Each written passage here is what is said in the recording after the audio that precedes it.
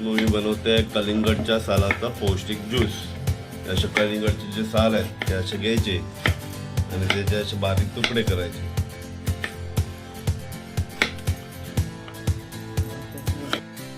असे जमा करून घ्यायचे सगळ्याचे बारीक तुकडे. पांढरं घ्यायचं मिक्सरचं आणि त्यामध्ये सगळे हे ओतायचे, तुकडे घालायचे. अर्धे अर्धे घालायचे, फिरलं पाहिजे म्हणून. त्याच्यामध्ये काय टाकायचं म्हणजे एक चमचा साखर टाकायचं, 2 चमचे मीठ टाकायचं चवीपुरतं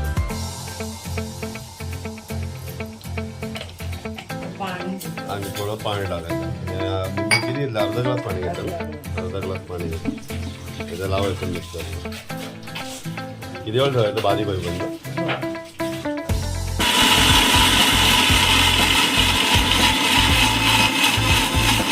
घट्ट झालेलं आहे तर त्यामुळे ते गाळून घ्यायचं चांगलं.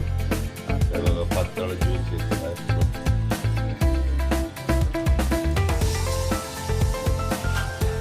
सगळं वरती टाकून घ्यायचं ना.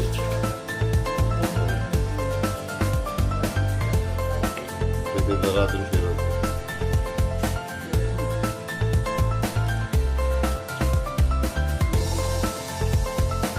पण बनवताना परत साखर, चवीपुरतं मीठ, जर जास्त होतं म्हणून 2.5 चमचे घातले साखर, चवीपुरतं मीठ आणि पाणी. आणि ऑलरेडी टाकलेलं आहे.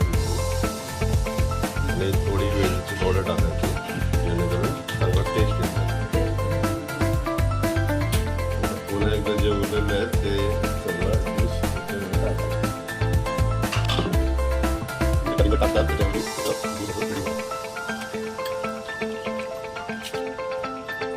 एका कलिंगडचा ज्यूस बघा किती निघाला. अर्धा टोप तरी भरलेला असेल. कमीत कमी 2-3 ग्लास असेल. 4 ग्लास जमा होता. जरा साखर ढवळायचं थोड्या वेळ, टेस्ट करायचं, बघायचं कसं आहे. जरा साखर झाली आणि फ्रीजमध्ये ठेवून द्यायचं. आणि अशा प्रकारे आपला ज्यूस रेडी झालेला आहे कलिंगडच्या सालाचा.